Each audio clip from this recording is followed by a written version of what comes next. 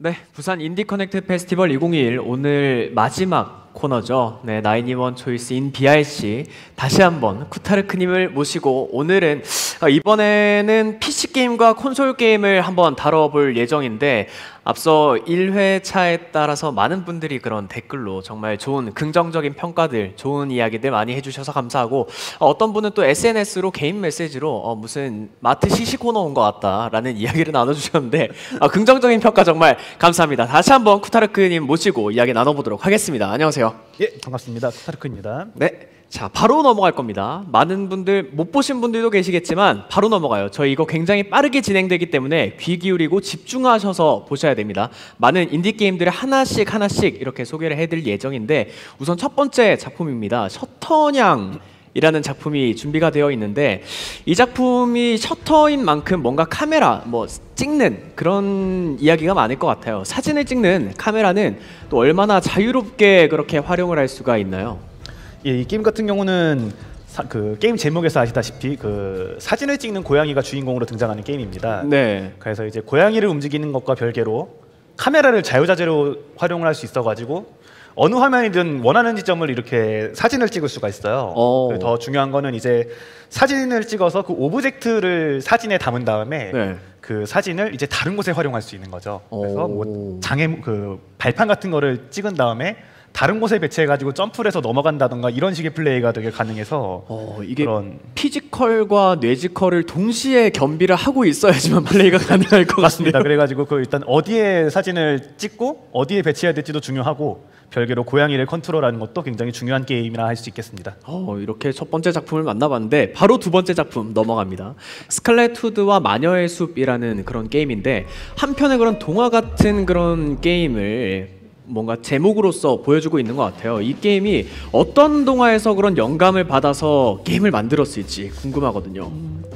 이 게임 같은 경우는 굉장히 좀 영감을 받은 동화가 굉장히 많이 보여요. 일단 저 게임 제목처럼 그 빨간 후드 동화의 내용도 있고 또 이제 그 오즈의 마법사 그리고 다들 봤죠? 네. 그리고 이제 그 소녀가 이제 이상한 나라로 가는 이상한 나라의 앨리스 짬뽕이네요. 네, 근데 단순히 이제 그 짬뽕이라고만 할 게 아니라 이걸 되게 적절히 융합을 잘했어요. 만나는 동료들은 이제 오즈의 마법사처럼 뭐 양철 기사, 사자 이런 캐릭터들이 나오고 또 뭐 추격하는 캐릭터 늑대가 이렇게 나오고 여주인공의 생김새는 이게 빨간 후드 차림을 하고 있고 그래서 그런 요소들을 되게 적절히 어우러지게 잘 녹여내고 있어서 굉장히 좀 좋은 스토리를 보여주고 있는 게임이라고 보시면 될 것 같습니다. 게임 하나의 동화만 들어간 게 아니라 다양한 동화가 함께 버무려져 있는 약간 비빔밥 같은 느낌이 그죠. 예. 배고파서 그런 건 아니고요. 네. 비빔밥 바로 진짜 참. 시간인지라 바로 그 다음 게임 넘어가겠습니다. 이번에 팀파이트 매니저인데 이건 아무래도 내일 있을 빅쇼에서도 한번 선보일 작품 중 하나인데요. 이게 e스포츠 팀에 대한 그런 이야기가 많이 준비가 되어 있습니다. e스포츠 팀의 감독이 된 듯한 그런 느낌을 받을 수가 있을까요? 이 게임이? 이 게임 같은 경우는 자기가 직접 감독이 돼서 선수들을 관리하고 팀 운영을 해서 팀을 이제 승리로 이끌어야 되는 그런 시뮬레이션 게임이라고 할 수 있는데요. 이 게임의 제일 중요한 특징이 감독이 돼가지고 선수들의 그 캐릭터 픽, 밴 그리고 어떤 식으로 그 유닛을 조정하고 어떤 식으로 게임을 이끌어 나갈지 굉장히 좀 전략적인 게임이고 모 게임과 비슷하네요. 또 아나운서분께서도 또 경력이 좀 있으시죠. 그렇죠. 옛날 옛적 호랑이가 담배 피던 시절에 하여튼 이제 그런 식으로 해가지고 직접 이제 밴픽을 하고 이제 감독들이 얼마나 이렇게 힘들게 선수들을 운영하는구나 하는 그런 재미를 느끼실 수 있을 것 같습니다. 이 게임을 통해서 뭔가 감독과 코치 그리고 e스포츠 선수에 대한 간접적인 그런 경험을 해볼 수 있는 좋은 게임이 될 것 같습니다. 자, 이제 24번째 작품이죠. 브로큰 유니버스라는 게임입니다. 이 게임이 동물 캐릭터들이 있는 걸로 아는데 되게 귀여워 보여요. 이게 근데 난이도가 좀 있어 보이거든요. 그렇죠. 이 게임 같은 경우는 좀 정통적인 정통파 타워 디펜스에 가까운 게임인데 아무래도 많이 몰려오는 적들을 좀 효율적으로 건물에 배치해서 최대한 좀 침입을 안 당하고 좀 다 처치를 하고 물리쳐야 되는데 그게 아무래도 좀 쉽지 않죠. 이런 게임 같은 경우는 아차하는 순간 자원이 남고 건물을 배치를 못하고 관리를 못하면 그대로 밀려버리거든요. 손 한 번 까딱 잘못하면 그대로 날아가는 거거든요. 그대로 방심하면 그리고 잠깐 방심했는데 어느샌가 게임 끝나 있고 또 이제 근데 이런 게임은 그런 어려운 게 또 매력이잖아요. 그렇죠. 여러 번 플레이를 하면서 깼구나 약간 이런 재미. 희열감을 느낄 수 있는 그런 디펜스 게임 특유의 정통적인 재미를 보유한 게임이라고 보시면 될 것 같습니다. 또 이런 게임을 파해법을 찾아가면서 또 다른 재미를 찾아볼 수 있을 것 같은데 바로 다음 게임 넘어갑니다. 바로 라핀이라는 게임인데 낙원을 찾아서 떠나는 토끼들은 행복할 수가 있을까? 이게 굉장히 좀 감정적인 질문인데 행복할 수가 있을까요? 그러니까 이런 질문이 나온 게 이 게임의 주인공이 토끼들인데요. 네. 단순히 토끼가 아니라 이제 원래는 그 애완토끼였어요. 애완토끼였다가 이제 버림받은 토끼들이고 그래서 토끼들이 살고 있던 공원이 이제 인간들의 그 공사로 인해서 이제 밀리거든요. 그래서 이제 자기들이 살 곳을 찾아 떠난다는 그런 내용을 담고 있는 게임인데 기본적으로는 좀 슬픈 내용의 게임이라고 했지만 그만큼 요즘 또 애완동물을 많이 키우는 사람들이 많고 그러면서 또 애완동물을 버린 이런 케이스도 좀 많이 보이잖아요. 물론 그렇죠. 좀 좋은 내용이라고만 할 수 없지만 그 게임을 통해 가지고 이제 이 토끼들이 어떻게 되는지도 좀 보면 좋을 것 같고 그런 버려지는 애완동물에 대한 문제에 대해서도 한번 다시 생각을 해보게 되는 게임이 될 것 같습니다. 그런 많은 사회 이야기들을 한번 꼬집어주는 그런 게임이 된 것 같고 다음번 게임이죠. 트라이벌 헌터라는 게임입니다. 이 게임이 제작 과정에서 좀 뭔가 어떤 게임에서의 영감을 받은 듯한 느낌이 들거든요. 이 게임 같은 경우는 그 주인공 약간 동물 캐릭터라고 하죠. 네. 동물 캐릭터가 나오는데 음식을 먹어요. 좀 특이하게 생긴 동물이죠. 네. 음식을 먹다 보면 그리고 캐릭터의 체형이 바뀌어요. 그래가지고 음식을 막 먹다 보면 그야말로 좀 약간 덩치가 커지고 비만이 되는 거죠. 비만의 요즘 또 다이어트 관련 게임이라고 할 수 있죠. 이런 먹는 게임들 중에 가장 유명한 게임이라고 하면 아무래도 그 닌텐도의 핑크색 악마라고 불리는 커비가 있죠. 그쵸. 아무래도 거기서 좀 가장 많은 영감을 받은 것 같고 그 게임도 실제로 먹는 거에 따라 이제 능력이 갈리고 하는데 그 트라이벌 헌터 같은 경우도 그런 게임 플레이를 비슷한 플레이를 보이고 있어서 좀 그쪽에 영감을 많이 받은 것 같습니다. 그런 비슷한 영감을 받은 게임인 것 같고 다음번 게임이죠. 이 AI를 복구해 주세요. 이름도 특이한데 이 귀여운 AI 소녀와 어떤 식으로 뭔가의 그런 커뮤니케이션, 교감을 나누게 되는지 궁금합니다. 이 게임 같은 경우는 이제 귀여운 그 AI 소녀가 등장을 하고 이렇게요. 네. 보이시는 것처럼. 이제 그 AI 소녀와 이제 소통을 해야 되는데 일단 그 AI라는 컨셉에 맞게 그 도스 화면 우리 옛날에 보던 그 도스 화면 같은 거 있잖아요. 글자만 저희 시대죠. 글자만 이렇게 가득해가지고 뭐 CD 뭐 CMD, DIR 약간 그렇게 입력하는 식으로 이제 아시는군요. 하여튼 그런 식으로 입력을 해가지고 이제 소통을 하기도 하고 단순히 이제 그런 화면뿐만이 아니라 다양한 미니 게임이 존재해요. 약간 슈팅 같은 것도 있고 그런 좀 다양한 방식으로 이제 AI랑 소통을 하고 좀 그렇게 해가지고 더 관계를 개선해 나가는 재미가 있는 게임이라고 보시면 되겠습니다. 확실히 좀 다양한 게임에 그런 재미를 느껴볼 수 있는데 28번째 작품입니다. 피피숲의 연금술사라는 게임입니다. 이게 연금술 굉장히 익숙하신 분들도 많을 건데 연금술로 얼마나 많은 다양한 물건들을 만들 수가 있나요? 이 게임 같은 경우는 그 게임 제목에서 보시다시피 연금술 하는 게임이고요. 그러니까요. 이제 다른 동물이란다. 다른 주민들의 의뢰를 받아서 이제 뭔가 뭐 포션 같은 거를 만드는 빨간 포션, 파란 포션 이런 거. 그런 걸 만드는 게임인데 재료가 좀 굉장히 다양하게 준비되어 있어요. 뭐 기본적으로 뭐 채취를 하던가 아니면 뭔가 광석을 캐던가 이제 그런 식으로 해가지고 그렇게 다양한 물건을 만들고 또 그런 의뢰를 들어주고 또 레시피를 발견한다고 하잖아요. 그렇죠. 그렇게 이제 레시피를 발견하는 재미가 있는 게임이고 그래픽도 굉장히 좀 아기자기하고 캐주얼하고 그래가지고 되게 남녀노소 좀 다 즐길 수 있는 게임이라고 보시면 될 것 같습니다. 약간의 옛날에 그 조그마한 이런 게임기로 즐기던 그런 그래픽 있잖아요. 그런 느낌이 물씬 들고 있는 그런 게임인 것 같습니다. 다음 작품은요. 스토쿠 RPG인데 저는 상관없어요. 저는 스토쿠를 워낙 잘하기 때문에 상관이 없는데 스토쿠에 서투른 사람들도 이 게임을 좀 재밌게 즐길 수가 있을까요? 스토쿠라고 하면은 우리가 기본적으로 이제 1에서 9까지의 숫자를 그렇죠. 알맞은 곳에 겹치지 않게 배치하는 그런 퍼즐 게임이라고 할 수 있는데 워낙에 이제 머리 쓰는 거 좋아하시는 분들은 이제 이런 거 좋아하시는 스토쿠를 좋아하시는 분들도 많은데 좀 상대적으로 이제 좀 서투른 분들도 좀 있기 마련이니까.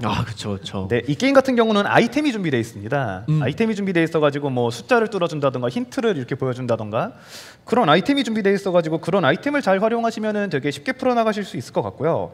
그리고 이제 초반에는 당연히 이제 좀 쉬워야 되겠죠. 그러다 보니까 빈칸이 좀 많지 않은. 그래서 누가 봐도 여기는 이 숫자구나. 그렇게 될 만한 스테이지들이 준비되어 있어서 차근차근히 어려워지는 수도쿠가 준비되어 있는 게임이니만큼 차근차근히 좀 재밌게 즐기실 수 있을 것 같습니다. 네, 이 게임 하면 아마 수도쿠도 잘해지지 않을까. 아, 그렇죠. 네, 게임으로 또 수도쿠 실력이 늘면은 그게 또 게임에 좋은 영향을 미치는 거니까. 네.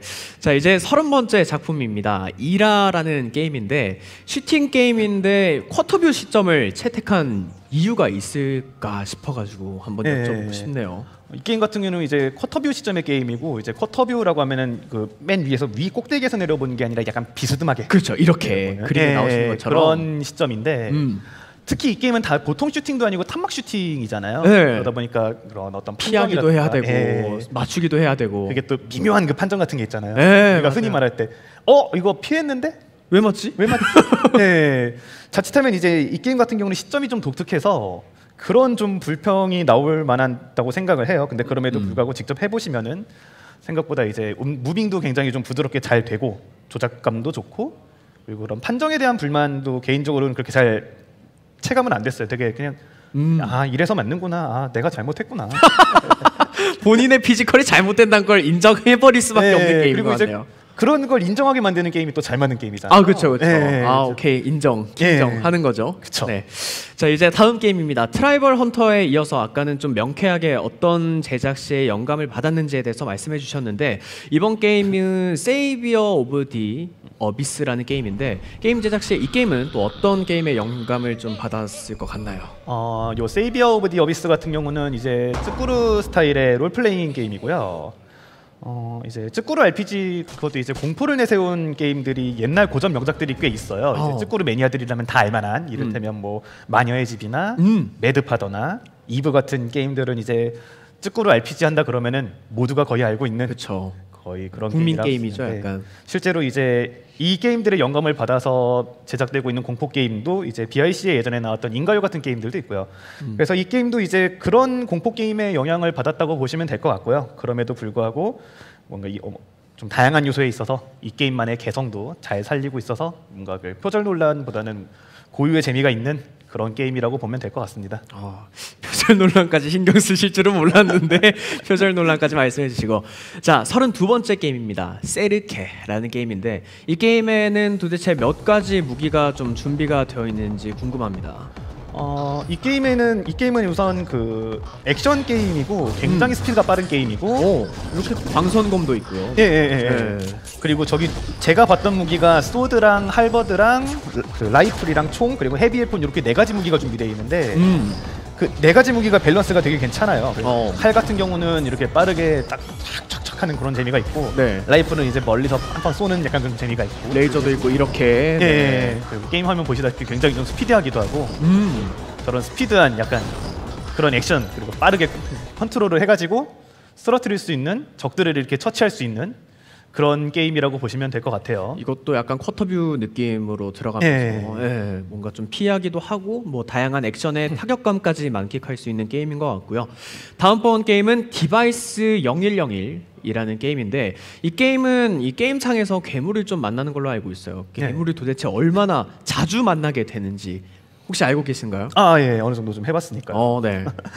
디바이스 0101 같은 경우는 이 게임도 이제 약간 방탈출 스타일의 그런 롤플레잉 게임이라고 할 수 있는데요. 어드벤처 아니면 롤플레잉 정도.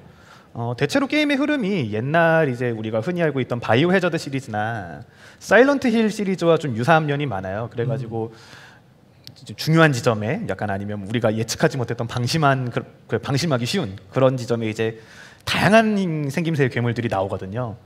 이제 그런 괴물들을 잘 피하고, 그리고 여기저기 조사를 잘 해서 탈출을 해야 되는 그런 게임이라고 볼 수 있겠죠. 뭐 다양한 매력의 게임이 존재하는 것 같은데, 이번에도 좀비물입니다. 유어블라이트라는 게임인데, 좀비로 가득한 그 극한의 상황을 좀 어떻게 타개해낼 수 있을지 혹시 알고 계실까 해서 질문을 드립니다. 이 게임 같은 경우는 아까 이제 디바이스 0101이 좀 현대적인 배경을 하고 있다면은 유어블라이트는 좀 판타지 쪽에 가까워요. 그렇죠. 그래서 이제 약간 전투도 약간 좀 저렇게 마법을 쓰고 칼을 쓰고, 그리고 등장인물들의 복장도 좀 많이 다르죠. 그렇죠. 게다가 이제 좀비들이 가득한, 그러니까 괴물들이 가득한데 좀 독특한 시스템이 몇 가지 있더라고요. 명상을 한다던가 해가지고 자기 이제 정신 수치 같은 걸 또 관리를 하고 좀 그런 식으로 풀어나가는 게임이라서 약간 현대적인 좀비물하고 느낌이 좀 많이 다르잖아요. 그렇죠. 그런 점이 좀 되게 참신하게 다가오더라고요. 이 게임 같은 경우는. 뭐 역시 인디 게임답게 이런 다양한 묘미들을 즐길 수가 있는 것 같은데 35번째 작품입니다. 블랙 아카데미라는 게임인데 이 게임의 그 마법 소녀는 도대체 어떤 비밀을 좀 감추고 있나요? 마법소녀 주인공으로 등장하는 게임답게 네. 보통 이 마법소녀들은 당당하게 이렇게 활동하는 게 아니라 다 비밀들이 하나씩 있잖아요. 그렇죠. 이 게임도 이제 학교를 배경으로 한 게임이고 마법소녀가 주인공으로 등장하는 슈팅 게임인데 게임을 직접 해보시면 이제 그 약간 좀 내가 현실의 그 존재와 마법소녀의 자신으로서 좀 약간 괴리감을 느끼는 장면이 좀 많이 나와요. 그래가지고 이제 그런 대사에 자잘한 재미가 있고 또 다른 측면에서 보면은 또 슈팅 게임인데 약간 아이작 같은 로그라이크 요소를 좀 접목한 네. 그래서 좀 그런 점이 또 차별화되기도 하고 그래서 여러 가지 좀 마법소녀라는 측면으로나 아니면 슈팅 게임의 측면으로나 좀 되게 주목할 만한 점이 있는 게임이라고 보시면 되겠습니다. 말씀하신데 되게 쉽게 예시를 들어주면서 이렇게 비유를 해주시니까 이해하기가 되게 쉬운 것 같은데 다음번 게임은 루시의 일기라는 게임입니다. 이 로그라이크 게임으로서 이 게임만의 그런 좀 다른 게임과의 차별점이 있을까요? 이 게임 같은 경우는 제가 좀 되게 주목해서 본 게 그 RPG 메이커로 만든 게임이고 RPG 메이커로 만든 게임임에도 불구하고 탐막 액션 게임이더라고요. 약간 이 게임도 약간 아까 말한 그 아이작 비슷한 느낌의 게임인데 이 게임 같은 경우는 재밌는 게 보통 회피를 하잖아요. 적의 공격을. 그렇죠. 근데 이제 회피를 하면 회피하는 선에서 그치는 게 아니라 회피에 뭔가 다양한 효과들이 좀 있더라고요. 어떤 효과들이? 회피를 하면은 뭐 추가로 공격을 한다던가 아니면 뭐 체력이 회복이 된다던가 약간 좀 그런 걸 제가 본 걸로 아는데 그리고 그뿐만이 아니라 이제 또 로그라이크 계열 게임답게 무기도 좀 다양하게 준비되어 있고 스킬을 또 조합할 수 있어가지고 그걸 바탕으로 좀 게임을 풀어나가면 되게 재밌을 것 같더라고요.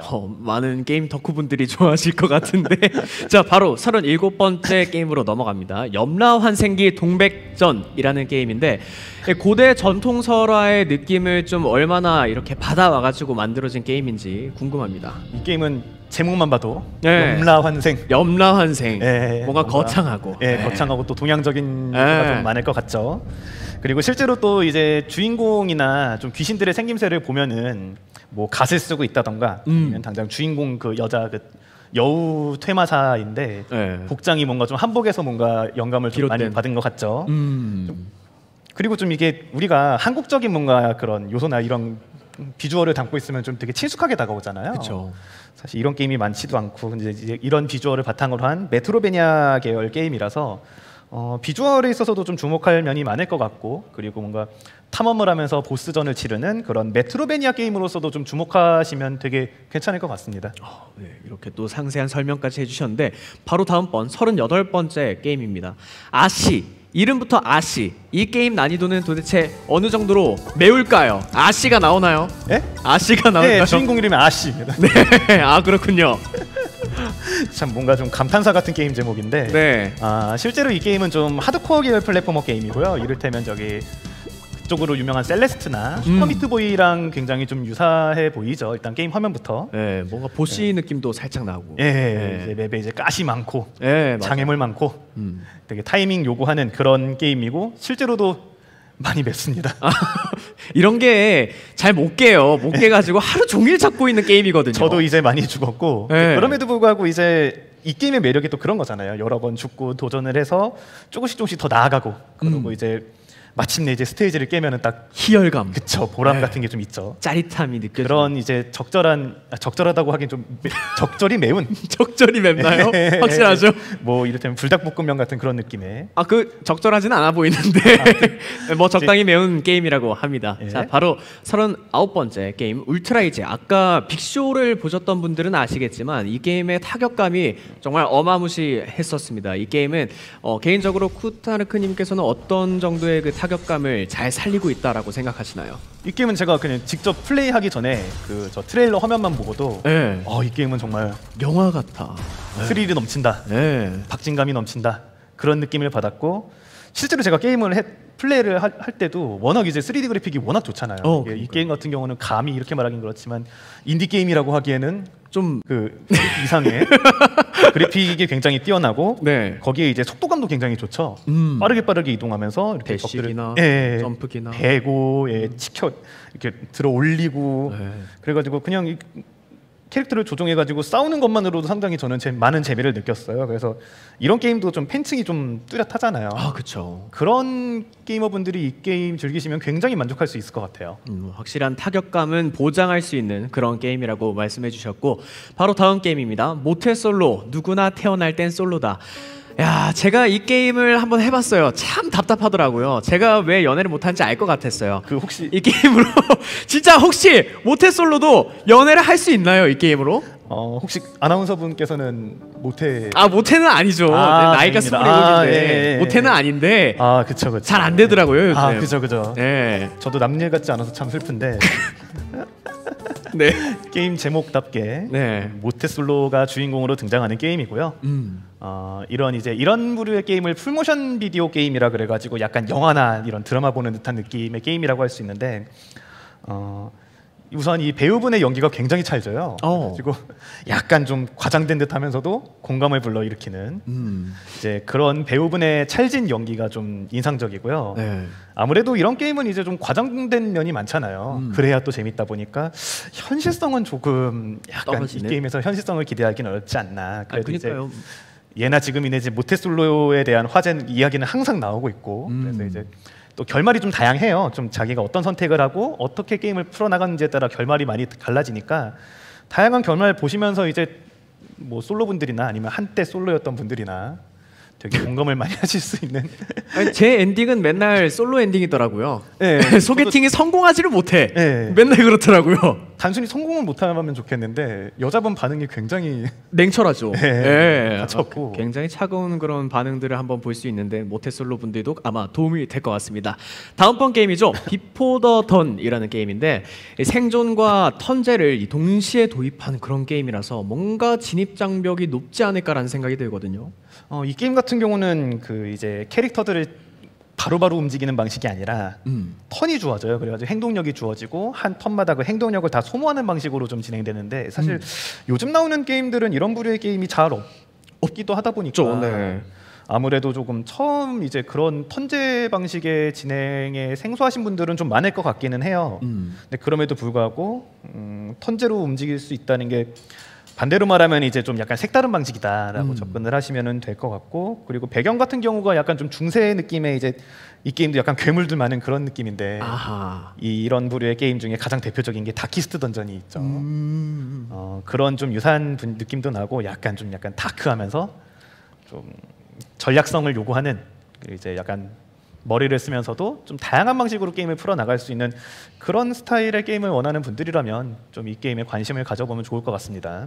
네, 바로 다음번 게임입니다. 42번째 게임이죠. 30일 30days라는 게임인데 이 게임의 30일 안에 도대체 얼마나 많은 것들이 이렇게 변화하게 되는지 이 게임 같은 경우는 그 고시원을 관리하는 분이 이제 주인공으로 나오는데 그 초반 전개가 좀 충격적이에요. 그 주인공이 30일 뒤에 자살했다라는 충격적인 분위기인데 그래요? 근데 이제 다시 이제 게임을 시작하면 다시 이제 시간이 앞으로 돌아가면서 이 결말을 바꿔봐라라는 식인 거죠. 그러면 이제 플레이어는 이제 이 캐릭터를 조종하면서 다른 캐릭터들과 좀 소통을 하고 결말을 좀 바꾸면서 이제 이야기를 좀 끌어나가게 되고 그러면 이제 또 다른 결말이 또 나오겠죠. 처음에 제시된 것과는 약간 이제 그 죽어 있는 그런 것들을 좀 바꾸기 위해서 다시 시간을 도르마무 이런 거네요, 약간. 네. 그리고 이 게임 같은 경우는 좀 고시원을 배경으로 한 게임이라 좀 아무래도 현대인들의 그런 공감대랑 좀 맞닿아 있는 부분이 좀 많을 것 같아요. 저는 완전 공감하죠. 네, 완전 공감하죠. 내 집 마련이 힘든 시기라. 그죠. 그 언제보다 좀. 완전 공감할 수 있는 게임이었고 오늘의 마지막 게임입니다. 산나비, 잔나비가 아니라 산나비인데 이 게임의 제목이 왜 산나비인가요? 이 게임 같은 경우는 그 사이버펑크를 배경으로 한 약간 누아르풍 스토리 게임이고요. 이 게임의 주인공이 이제 처음에 딸하고 이제 단란한 시간을 보내다가 사고를 내서 딸을 잃게 돼요. 그럼 이제 아버지는 이제 많이 화가 나, 이제 좀 감정이 그러니까 이제 복수를 해야 될 텐데 그 존재를 찾다 보니까 그 복수를 위한 목표가 산나비라는 존재였던 셈이죠.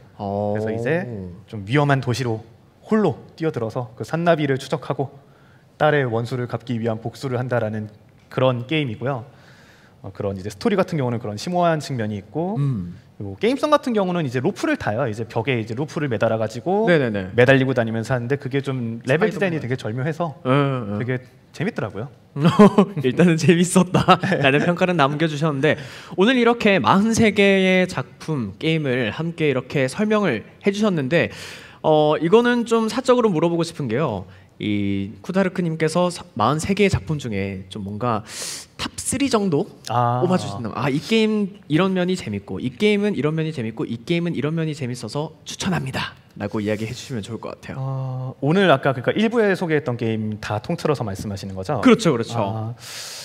이게 함부로 제가 이 수많은 좋은 게임들 중에서 그렇죠. 3개를 선정한다는 게 다 걸작들인데 이제 개인적인 이게 주관이 있지 않습니까? 어디까지나 좀 개인적인 느낌으로 좀 설명을 드리자면은 우선 팀파이트 매니저 같은 경우는 이게 요즘 또 리그 오브 레전드 LCK죠. 이게 또 여전히 좀 인기를 많이 얻고 있고 팬이 많은데 선수들의 그런 닉네임도 똑같이 거의 나오는 선수들도 있고 하더라고요. 심지어 그 자기가 선수들 이름을 지어줄 수도 있어요. 그렇죠. 그래서 이제 자기가 이제 감독이 돼가지고 벤픽을 이끌고 내가 팀을 승리로 이끄는 그거를 몸소 체험해 볼 수 있는 게임이라 e스포츠 뭐 리그 오브 레전드뿐만 아니라 다양한 좀 e스포츠 보시는 분들이라면은 굉장히 재밌게 할 수 있는 게임일 것 같고요. 그렇죠. 이 게임 최근에 또 e스포츠라는 게 전 세계적으로 이렇게 확대가 되면서 뭐 심지어 부산에도 이렇게 e스포츠 경기장이 생겨서 BIC를 진행을 할 수 있게 됐는데 이런 것처럼 e스포츠에 대한 관심이 많으신 분들은 한 번쯤 도전을 해보면서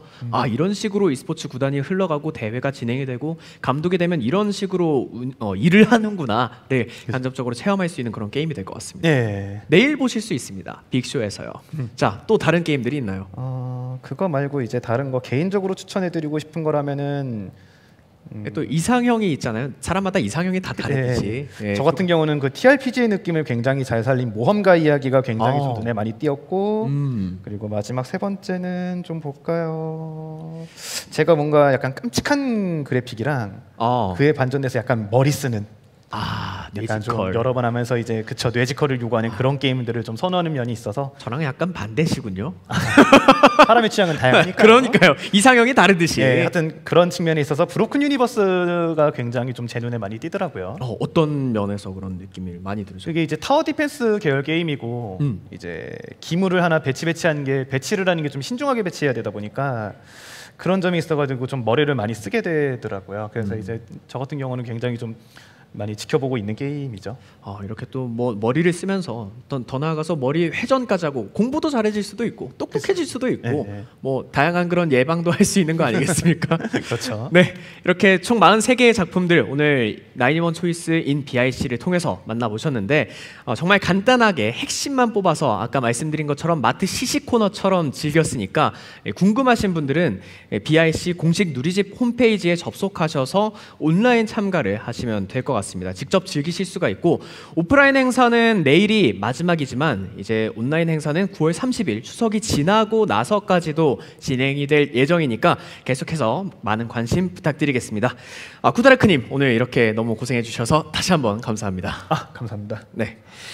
저는 내일 또 남은 작품들과 또 다양한 행사들로 찾아올 것을 약속드리면서 오늘 있었던 부산 인디커넥트 페스티벌 2021의 다양한 프로그램들은 여기서 막을 내리도록 하겠습니다. 지금까지 오늘 BIC 진행을 맡은 박동진이었습니다.